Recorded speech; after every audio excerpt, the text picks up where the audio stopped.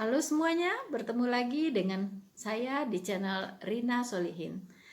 Eh, Teman-teman, terima kasih ya atas dukungannya ya. Di begitu banyak video-video saya dan saya melihat begitu banyak apresiasi yang saya terima. Dan saya bersyukur, puji Tuhan ya, kepada Tuhan Yesus, karena apa yang saya bagikan sudah menjadi berkat, bisa menjadi berkat bagi Anda-Anda semua ya. Kalau dikatakan bahwa saya memaparkan segala sesuatunya ya dengan sangat baik, itu hanya karena hikmat ya, hikmat yang diberikan oleh Allah dalam berkata-kata. Jadi bagaimana firman Tuhan ya, pikiran-pikiran Tuhan bisa saya transfer ya, bisa saya transfer kepada teman-teman semua dengan gaya bahasa yang sangat-sangat sederhana ya, atau dengan kata lainnya tidak begitu teologis ya kan, saya menggunakan kata-kata yang bisa mudah dipahami, bisa mudah dimengerti oleh teman-teman semua gitu. Nah, kali ini saya akan mencoba membawakan satu tema yang hari-hari ini sangat viral ya, dan menjadi kontroversial di banyak teman-teman kita gitu, terutama sesama Kristen gitu. Sebenarnya hal ini bagi saya sih sangat menyedihkan ya. Kenapa tema ini itu bisa dilihat dari berbagai versi oleh banyak teman-teman kita ya, dari berbagai denominasi gereja gitu. Karena menurut saya Tuhan itu mau bahwa kita tidak memahami firman Tuhan itu menurut pengertian kita sendiri ya, tapi harus dipahami menurut apa maksud Allah ya di dalam firman-firmannya gitu. Misalnya seorang guru mengajar di sekolah ya kan, satu guru mengajar 50 murid atau siswa ya. Dalam mata pelajaran ini tentunya si guru berusaha untuk mengajarkan mata pelajaran ini sebaik mungkin ya, sehingga siswa-siswanya bisa menangkap ya penjelasan guru ini sesuai dengan yang guru maksudkan begitu ya. Jadi guru ini sangat tidak mau kalau murid-muridnya tidak paham, tidak mengerti dengan apa yang dimaksudkan oleh guru, apa yang dijelaskan oleh guru tersebut gitu.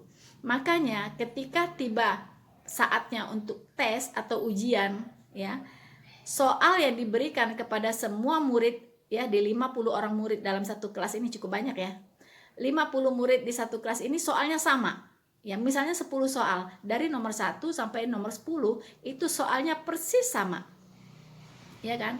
Nah, tentunya ketika menjawab soal, si guru tidak mau bahwa jangan sampai apa yang dijawab tidak sesuai dengan apa yang ditanyakan dan tidak sesuai dengan apa yang sudah dijelaskan oleh guru selama ini gitu, sebelumnya ya.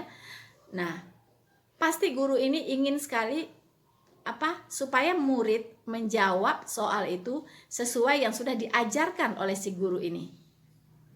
Ya, saya kira Anda semua mungkin setuju ya dengan apa yang saya katakan.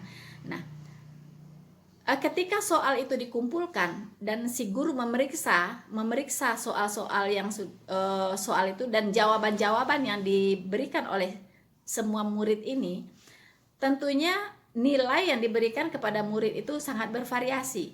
Ada yang benar menjawabnya, ada yang salah menjawabnya.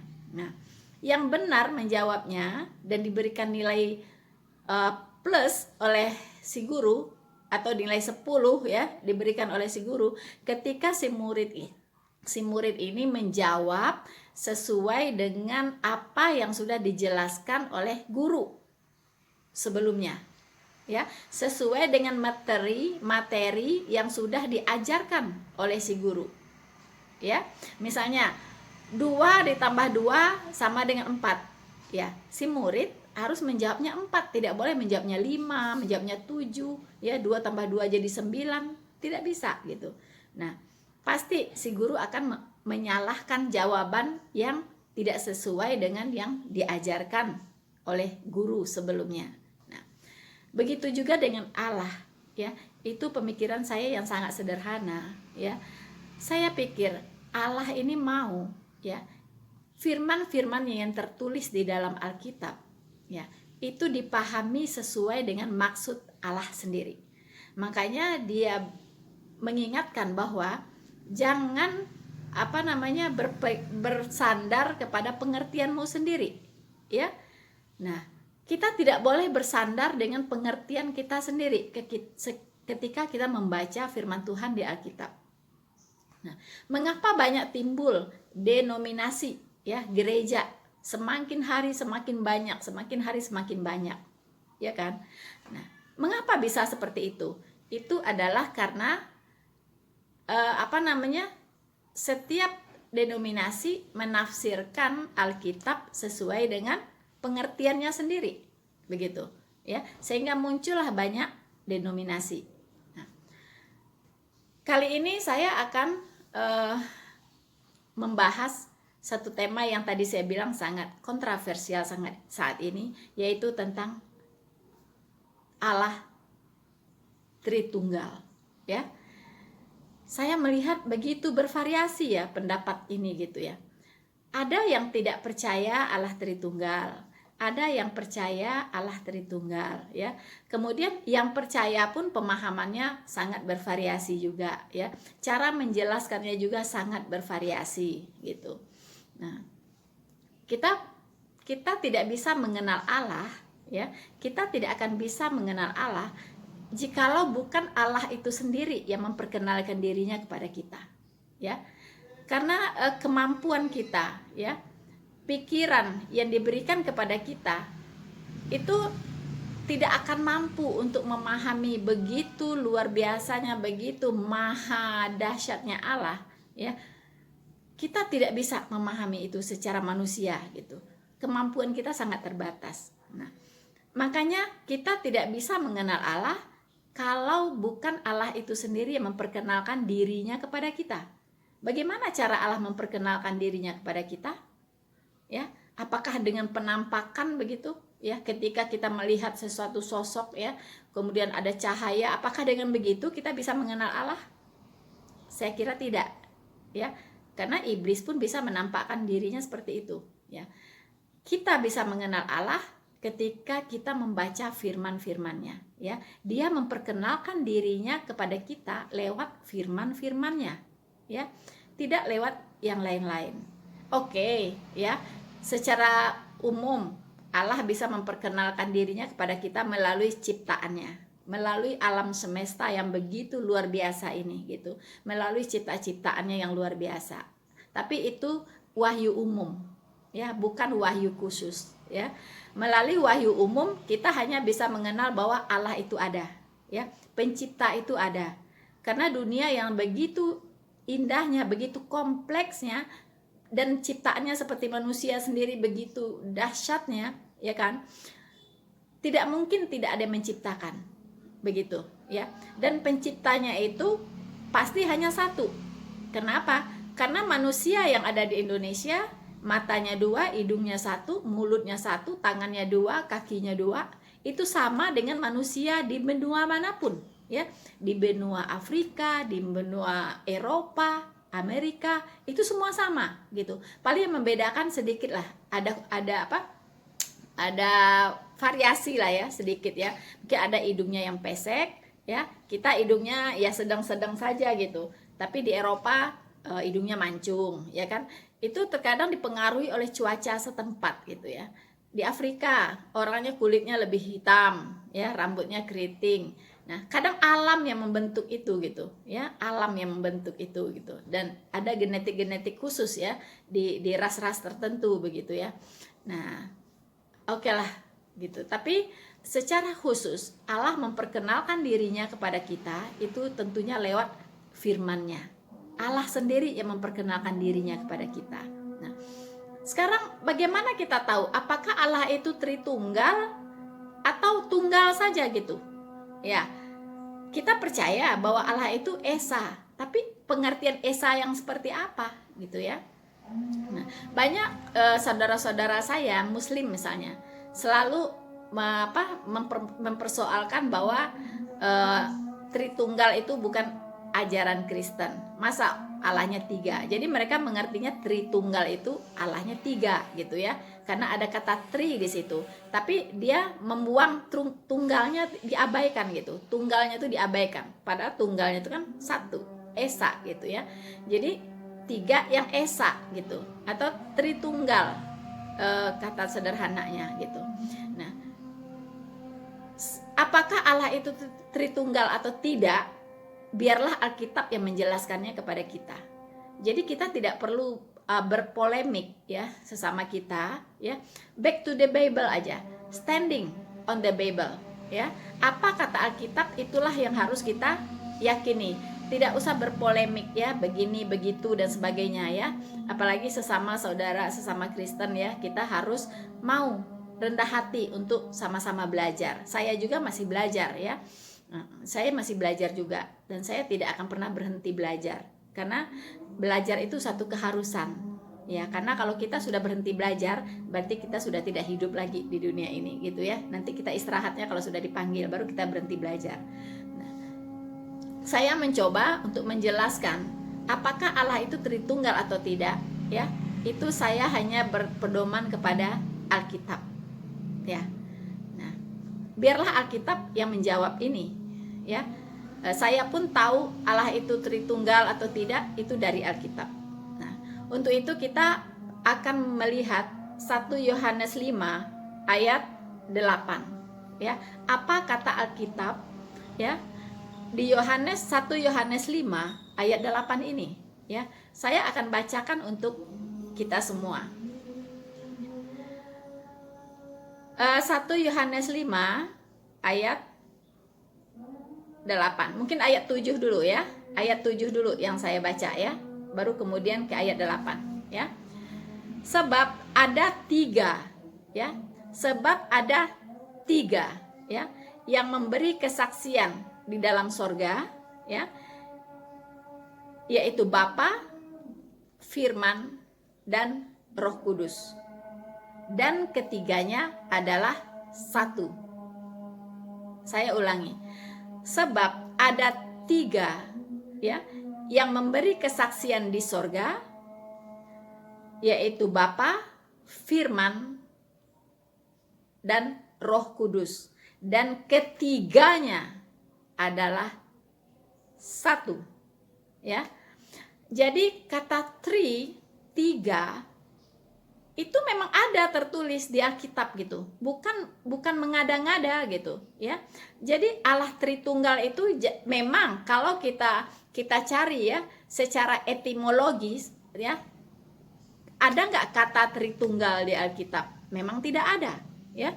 Tetapi konsep Tritunggal itu ada, saudara-saudara ya. Kita melihatnya dari konsepnya. Konsep Tritunggal itu ada, yaitu Bapa, Putra atau Firman, dan Roh Kudus ya. Itu konsepnya gitu. Konsep Tritunggal itu ada ya.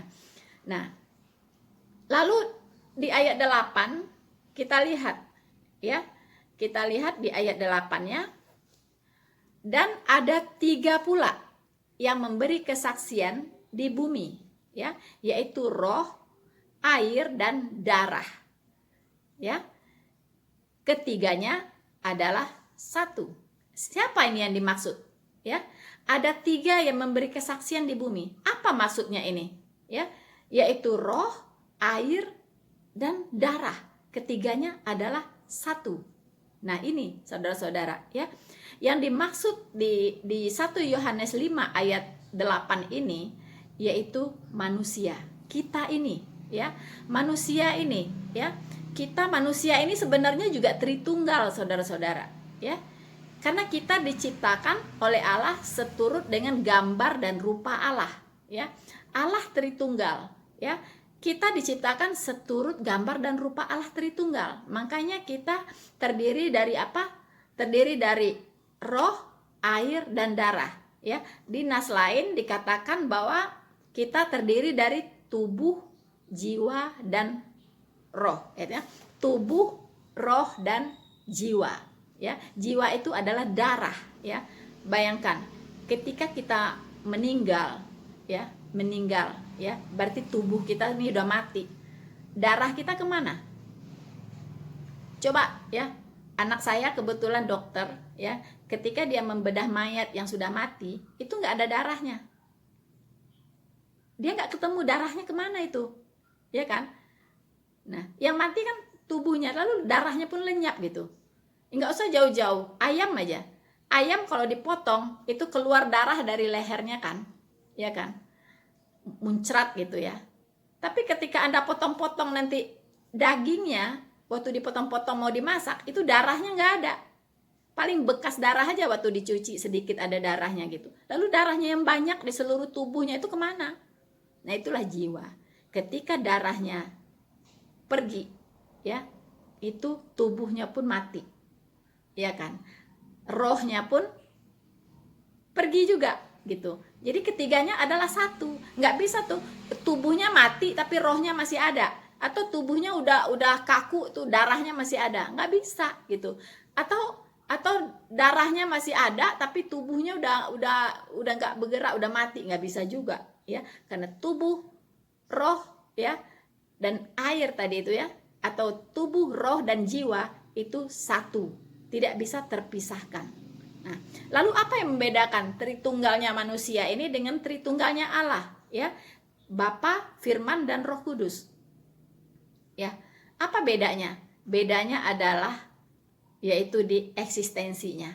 Ya, kalau manusia itu tidak bisa, ya, tidak bisa terpisah antara roh, jiwa, dan darahnya, tidak bisa terpisah. Ya, tapi kalau Allah, ya, Allah Tritunggal itu Allah yang maha hadir ya. Kalau manusia kita ini, kita tidak maha hadir gitu. Kalau misalnya tubuh saya ada di sini, ya roh saya ada di sini gitu kan ya, jiwa saya ada di sini gitu. Saya tidak bisa dalam waktu yang sama saya berada di kantor, atau saya dengan waktu yang sama ada di rumah, ada juga di pasar sedang belanja. Tidak bisa ya. Tapi kalau Allah Tritunggal itu bisa ya, dia maha hadir ya, dia hadir di dunia ini ya sebagai penebus dan juru selamat. Ketika dia datang menjadi manusia, apakah dia meninggalkan tahtanya di sorga? Tentu tidak ya. Nah, banyak yang bertanya, bodoh-bodoh bertanya, kalau begitu, kalau Allah menjadi manusia, sorganya kosong dong, ya kan? Di sorganya nggak ada Allah dong. Nah, itulah tidak memahami bahwa Allah Tritunggal adalah Allah yang maha hadir. Kalau Allah tidak Tritunggal ya, atau mengapa Allah Tritunggal? Bisa Tritunggal karena dia adalah roh ya. Kalau Allah itu adalah zat, dia tidak bisa maha hadir ya. Dia tidak maha hadir ya. Tapi kalau Allah adalah roh, dia maha hadir. Ketika dia datang ke dunia ini menjadi manusia ya, dia tidak meninggalkan tahtanya di sorga ya. Dan dia juga ketika dia pulang ke sorga setelah kematiannya, lalu dia bangkit ya, dan dia terangkat ke sorga ya, dalam keilahiannya seutuhnya ya, karena yang mati itu adalah manusianya gitu ya. Nah, tapi dia juga bisa berdiam di hati orang yang percaya ya. Nah, itulah Roh Kudus ya, itulah Roh Kudus. Jadi Roh Kudus itu berdiam di hati orang percaya, ya kan? Apakah karena Roh Kudus ini juga adalah hakikatnya Allah, ya, hakikatnya Allah itu sendiri, lalu sorga kosong, ya? Kalau Roh Kudus itu tidak maha hadir, Roh Kudus itu ada di saya, mana mungkin lagi dia ada di manusia yang lain yang juga Kristen lahir baru, ya? Tidak begitu, karena dia maha hadir, dia bisa ada di setiap hati orang percaya. Kalau ada 1 miliar di bumi ini yang percaya Yesus sungguh-sungguh, ya, itu dia ada di 1 miliar hati orang percaya. Nah, itulah luar biasanya Allah kita, yaitu Allah yang maha hadir, ya. Nah, kita akan bacakan sebelum, ya.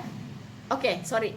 Pada saat penciptaan saja, ya, pada saat penciptaan saja, Allah itu sudah menyatakan dirinya sebagai Allah yang Tritunggal, ya.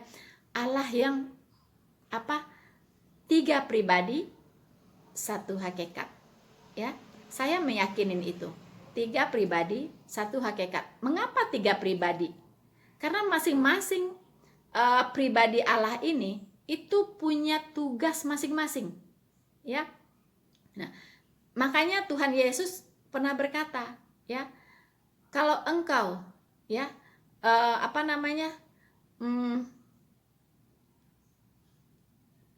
menista atau apa ya, kalau engkau mendukakan Roh Kudus, ya, atau menista Roh Kudus ya, engkau tidak diampuni. Tapi kalau engkau menista anak manusia, engkau diampuni. Kira-kira begitu ayatnya, saya lupa, ya. Nah, mengapa begitu? Kalau menista Roh Kudus tidak diampuni. Tapi kalau menista anak manusia, yaitu Yesus, diampuni. Berarti ada 2 komponen pribadi di sini. Ya kan? Nah, jadi bagaimana? Ya, mengapa harus ada ayat seperti itu? Ya, berarti ada 2 pribadi, saudara-saudara, yang hakikatnya satu, Allah, gitu ya. Nah, mari kita baca Mari kita baca Kejadian 1 ayat 26. Ya.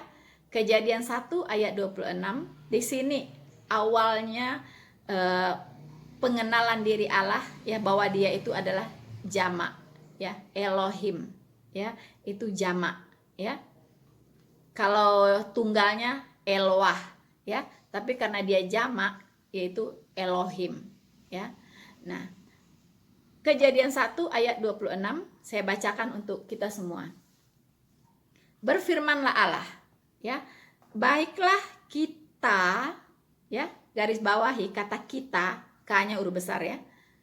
Itu diri Allah sendiri, ya. Baiklah kita menjadikan manusia menurut gambar dan rupa kita. Ya. Itu Allah bicara dengan siapa gitu. Ya. Kalau dia tidak ada pribadi yang lain, ya, berbicara menyertakan pribadinya yang lain, maka dia akan berkata, baiklah aku menjadikan manusia menurut gambar dan rupaku. Ya kan? Baiklah aku menjadikan manusia menurut gambar dan rupaku. Tapi mengapa di sini Allah berkata, baiklah kita, ya, baiklah kita menjadikan manusia menurut gambar dan rupa kita, ya, supaya mereka berkuasa atas ikan-ikan di laut dan burung-burung di udara, dan atas ternak dan atas seluruh bumi, ya, dan atas segala binatang-binatang yang merayap di bumi, ya. Nah, garis bawahi tadi, ya, kata kita. Kemudian di ayat 27-nya, maka Allah menciptakan, ya, maka Allah menciptakan mereka, ya, menurut gambarnya, ya. Nya itu biasanya ganti orang ketiga tunggal, ya kan? Nah, saya meminjam bukunya, ya kan?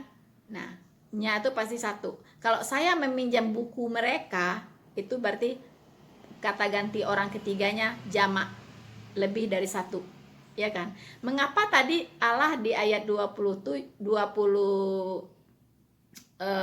ya, yang sebelumnya, ya, mengatakan bahwa di ayat 26 memakai kata kita, yaitu kata ganti orang pertama jamak, ya, kita, ya, kita. Mengapa tidak aku, gitu, ya kan? Mengapa kita, ya? Berarti lebih dari satu yang apa? Yang terlibat, ya, dalam pembicaraan ini, gitu, ya. Nah, lalu di ayat 27-nya mengapa pakai kata nya, gitu, ya? Maka Allah menciptakan mereka menurut gambarnya. Ya, mengapa tidak menurut gambar mereka? Nah, Anda bisa paham di sini? Seharusnya kalau tadi pakai kata kita, maka harusnya Allah menciptakan mereka menurut gambar, menciptakannya menurut gambar mereka, gitu ya. Nah, kemudian menurut gambar Allah, ya, menurut gambar Allah diciptakannya dia, laki-laki dan perempuan, diciptakannya mereka. Nah, 3 kali nih ya di ayat 27, Kejadian 1 ayat 27 itu itu ada 3 kali ditulis di situ. Ya, 3 kali diulang-ulang ya penekanannya, berarti kan ya. Jadi diciptakannya mereka. Tapi di ayat 26-nya baiklah kita ya menciptakan atau menjadikan manusia menurut gambar dan rupa kita. Nah, apa artinya? Saudara-saudaraku, apa yang bisa kita ambil maknanya dari sini? Ya, mengapa kita itu kata ganti orang ketiganya ya itu nya gitu, tunggal. Nah, inilah ya, dari sinilah Allah dengan jelas menyatakan dirinya bahwa dia itu adalah Allah Tritunggal. Ya, Allah Tritunggal ini memang unik. Anda tidak akan bisa menyamakan dengan apapun. Ya, eksistensi Allah itu unik. Ya, Anda ambil contoh bandingkan apple to apple dengan apapun itu nggak akan pernah ada. Karena unik, sangat-sangat unik Allah ini. Ya, nah, jadi dari sini ya, inilah konsep Tritunggal. Memang kalau dicari kata Tritunggalnya secara etimologis itu tidak akan pernah ketemu. Anda mau sampai Tuhan Yesus datang kedua kali mencari di Alkitab sampai Alkitabnya robek pun tidak ada kata Tritunggal di situ. Tapi konsep Tritunggal itu ada. Ya, konsep Tritunggal ada. Ya, nah, lalu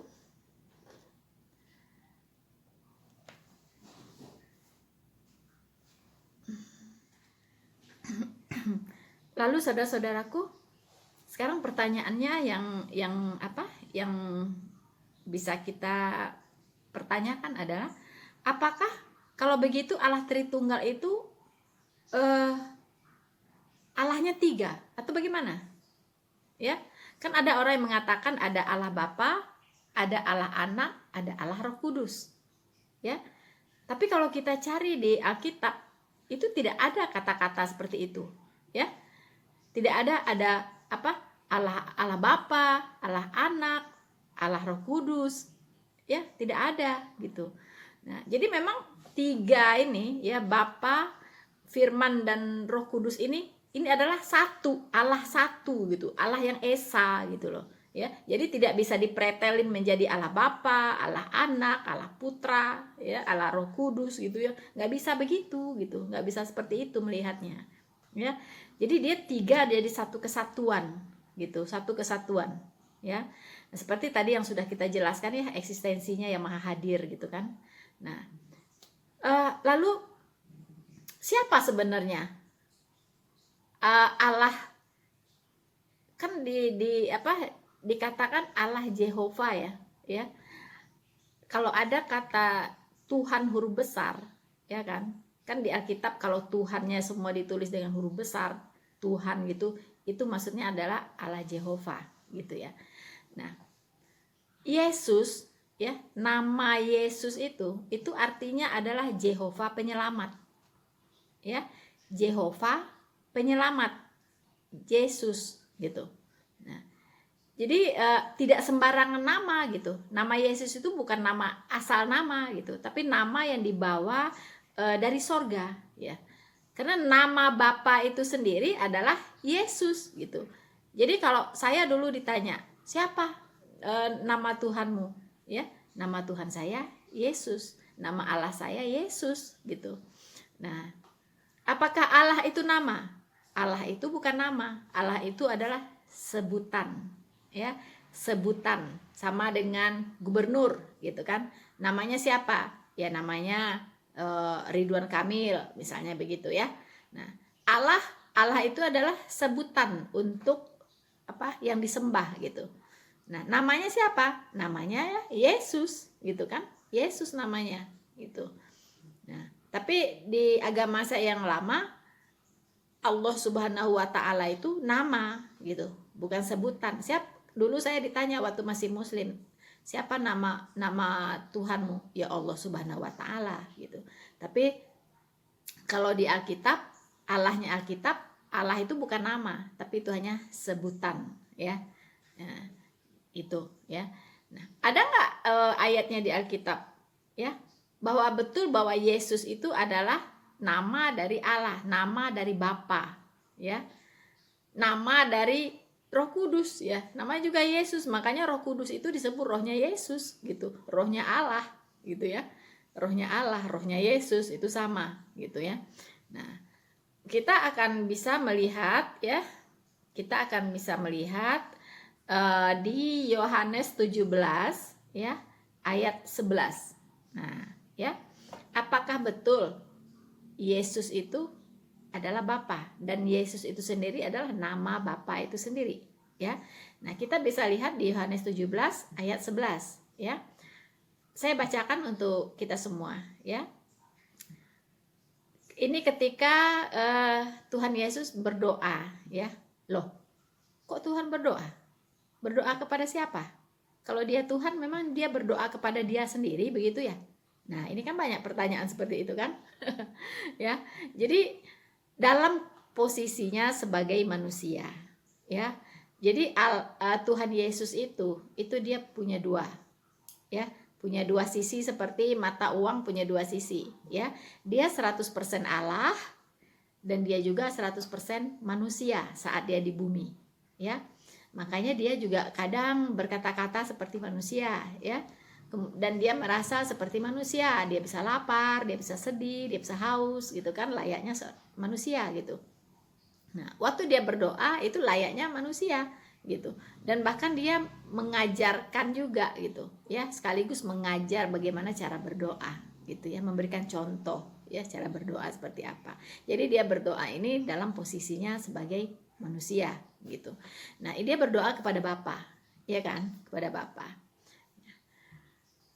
Ayat 11 mengatakan, dan aku tidak ada lagi di dalam dunia, ya, ini sebelum dia disalibkan ya.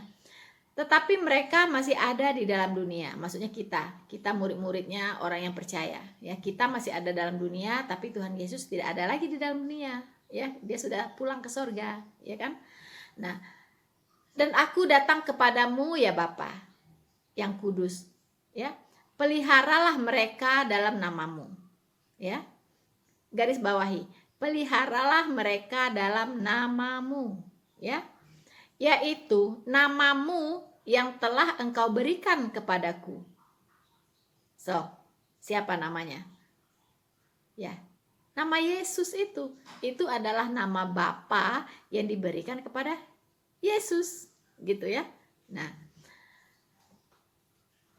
supaya mereka menjadi satu sama seperti kita. Nah, ada kata kita lagi di sini ya.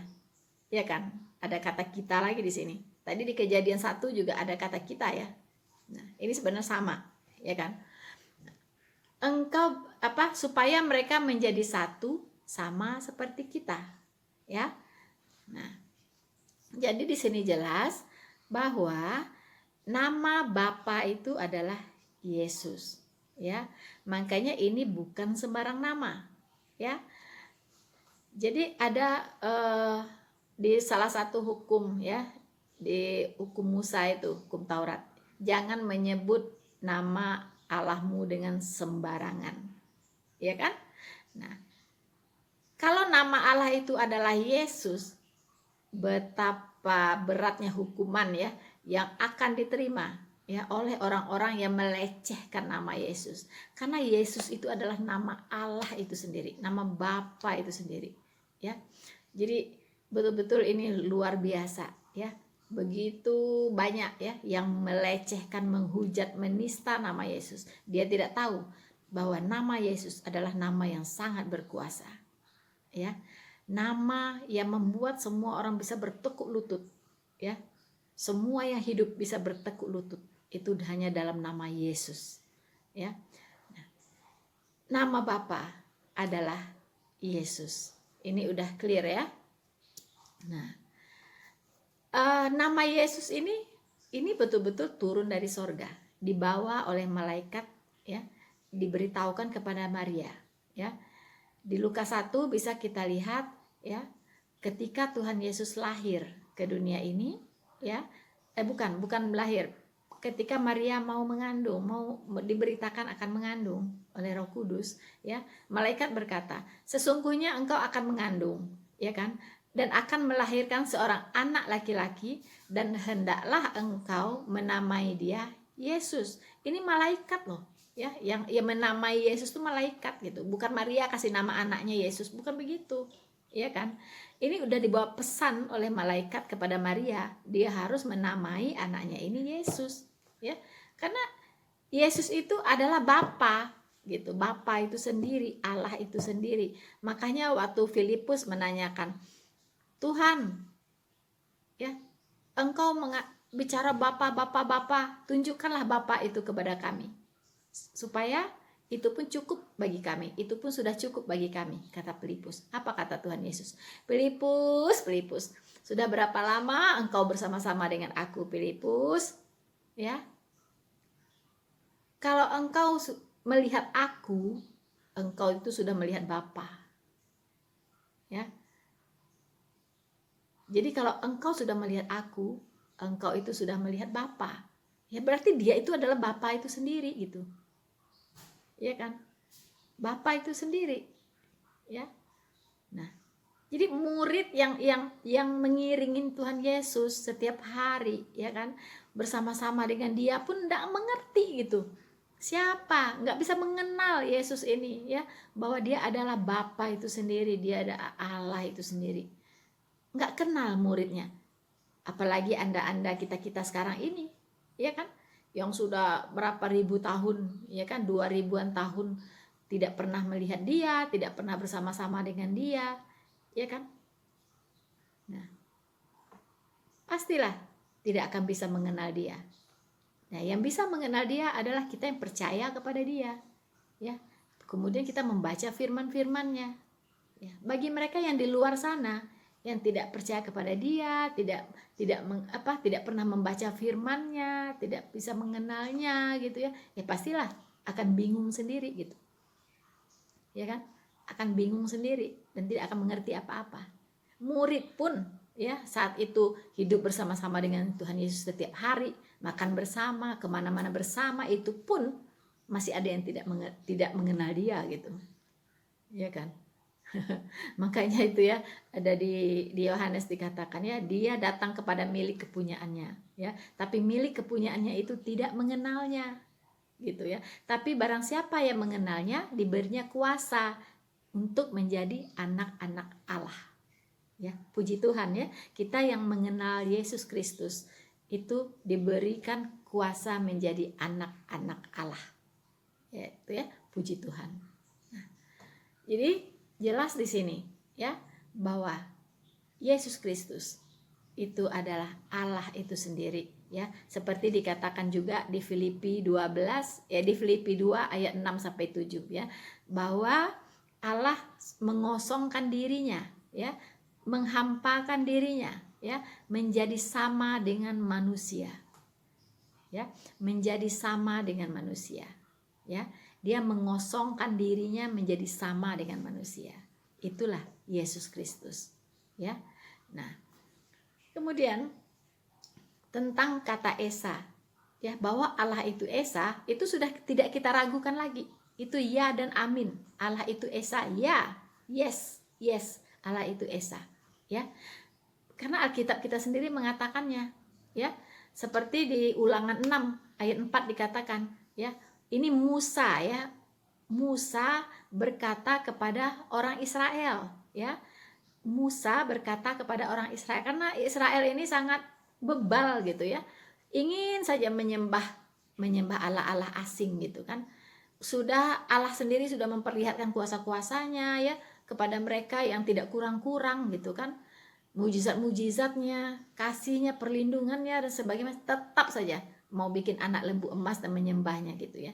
Jadi sangat bebal ya kan orang-orang Israel ini. Makanya Musa berkata ya, dengarkanlah hai orang Israel, Tuhan itu Allah kita, Tuhan itu Esa ya. Ya. Nah, di sini dikatakan ya, diberitahukan kepada Israel oleh Musa bahwa Tuhan itu Allah kita dan Tuhan itu Esa ya. Yes, amin ya. Kemudian di bawah diteruskan, kasihilah Tuhan Allahmu dengan segenap hatimu, dengan segenap jiwamu dan segenap kekuatanmu. Ya. Nah, ini saat Musa berkata kepada bangsa Israel saat itu, ya. Nah, kemudian kita lihat di Matius 12 ayat 29. Ini banyak disalahpahami ya, terutama oleh saudara-saudara saya yang muslim, ya kan.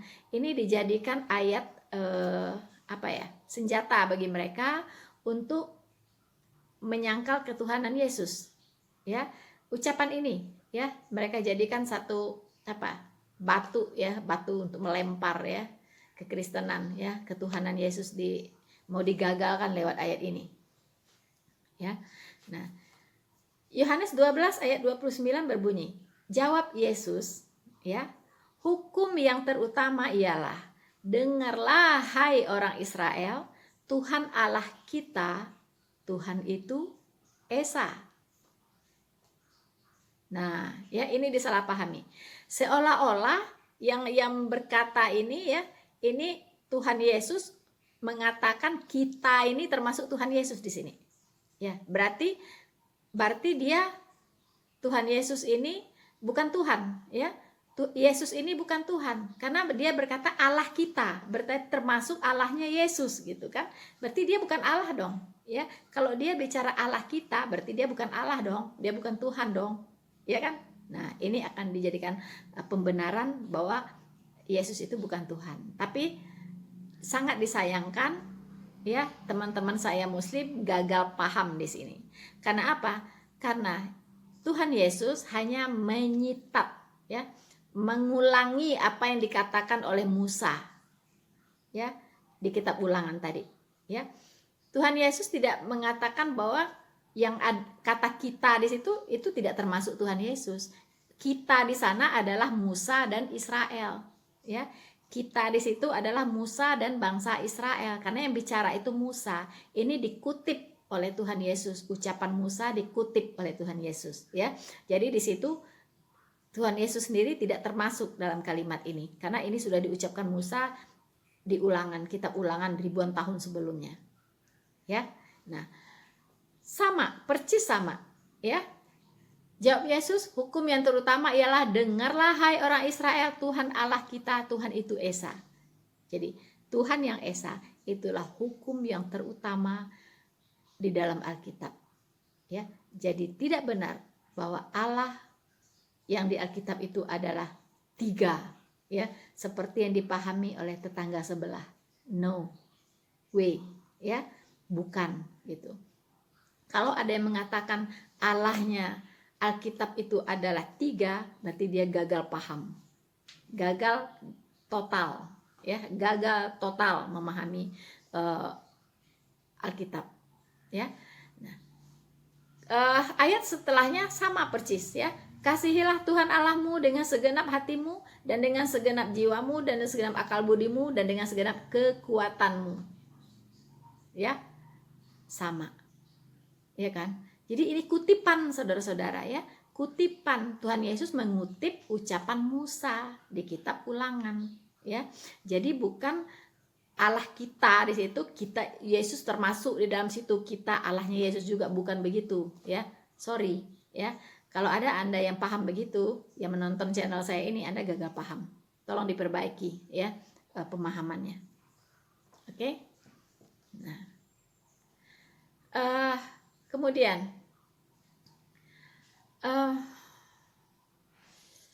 kita tahu bahwa di luar sana banyak dikatakan, terutama teman-teman debat saya ya di Facebook, selalu berpendapat bahwa Yesus itu bukan Tuhan.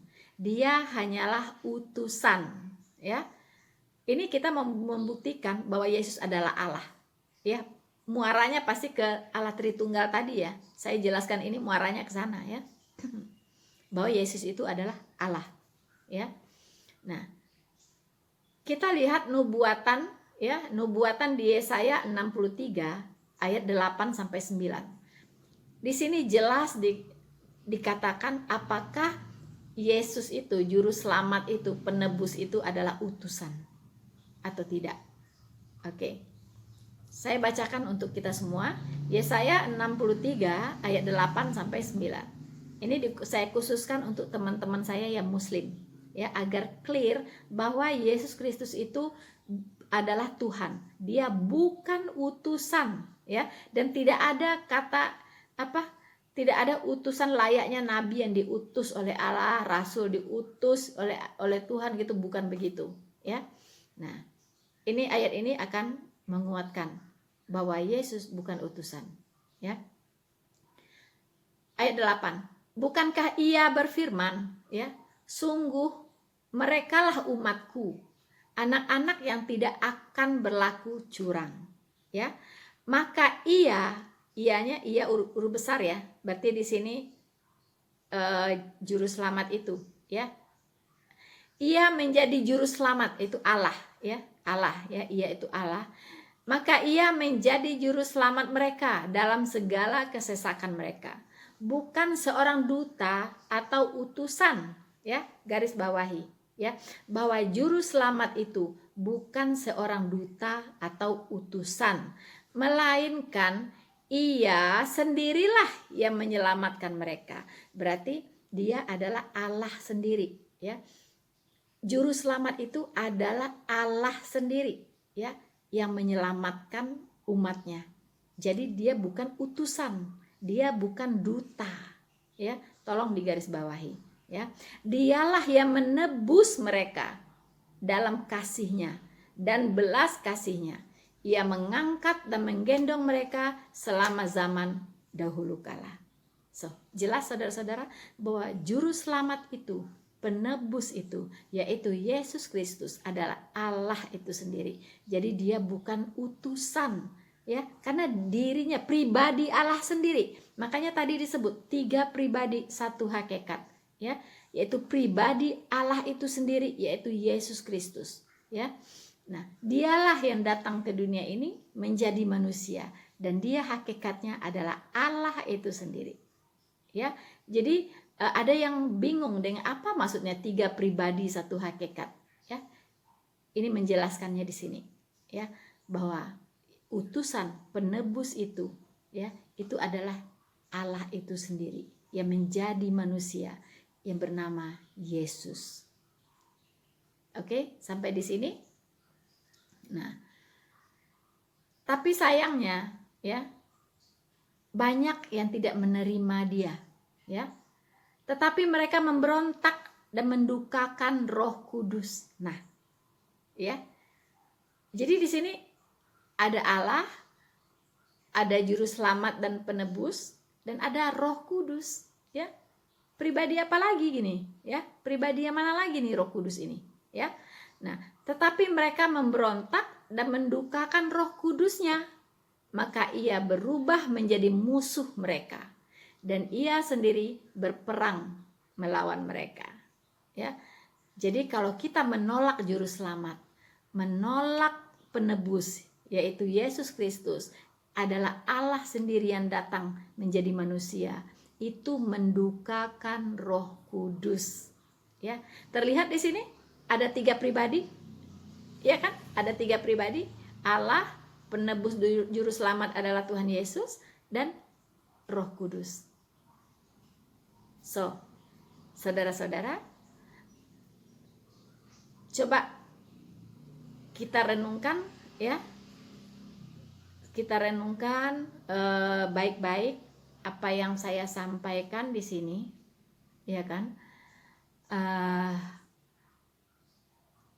semoga ini bisa memberikan pencerahan, ya, dan bisa diurai benang kusut, ya, dalam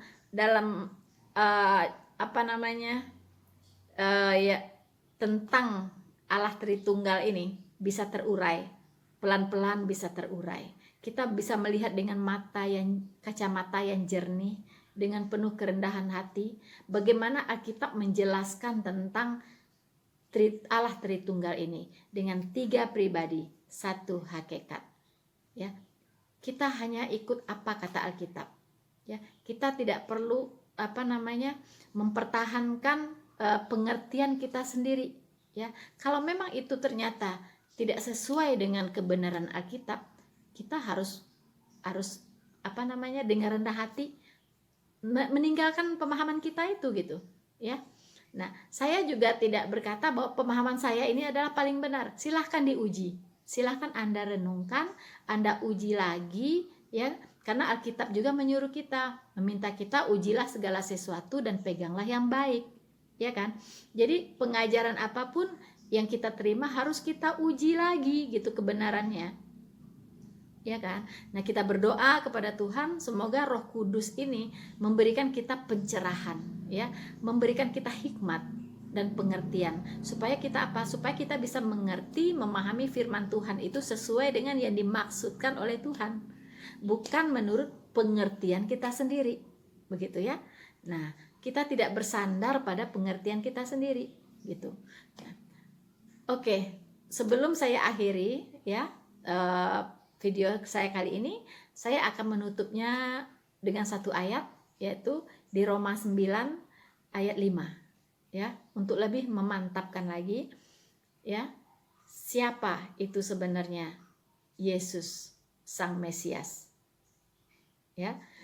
Apakah dia benar-benar Allah ataukah dia utusan? Tadi sudah terjawab bahwa dia bukan utusan, ya.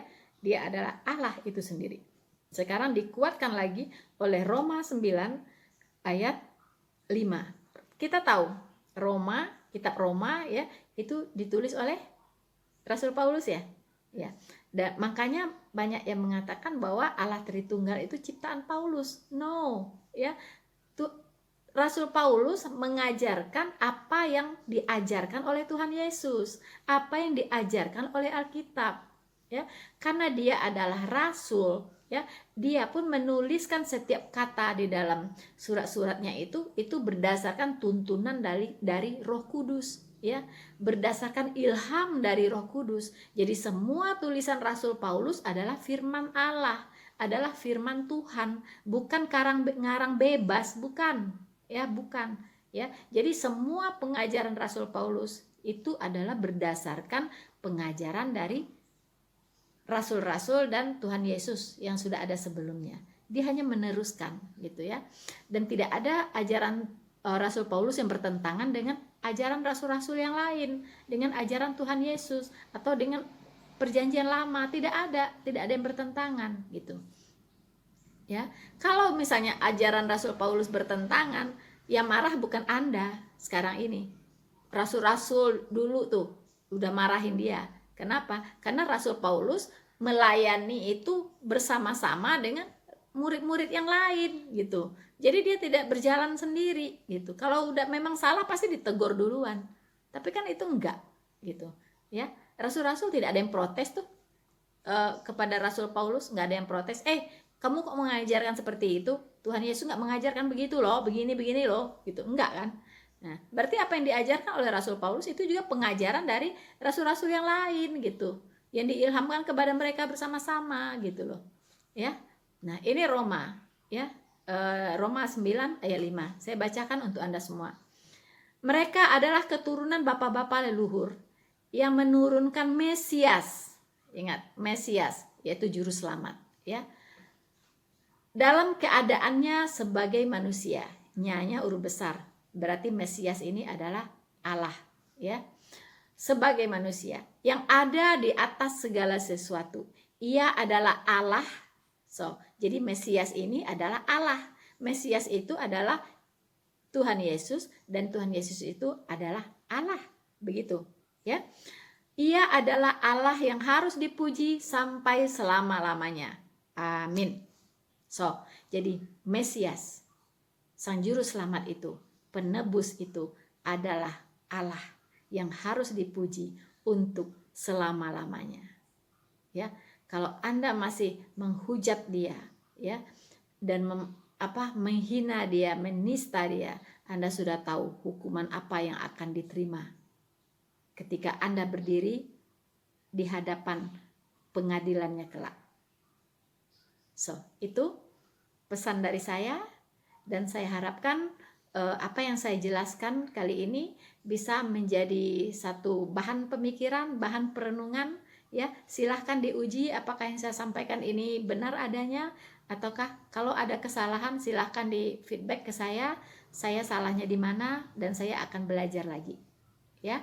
So, saudara-saudaraku yang terkasih, teman-temanku semuanya, jika Anda ingin tergerak, ya, terbeban untuk mendukung channel saya ini, jangan lupa ya untuk di subscribe, di like, dan di share. Dan video-videonya jangan dilewatkan, ya, karena itu adalah bentuk dukungan Anda yang luar biasa untuk channel ini. Terima kasih, Tuhan Yesus memberkati Anda semuanya. Maranatha.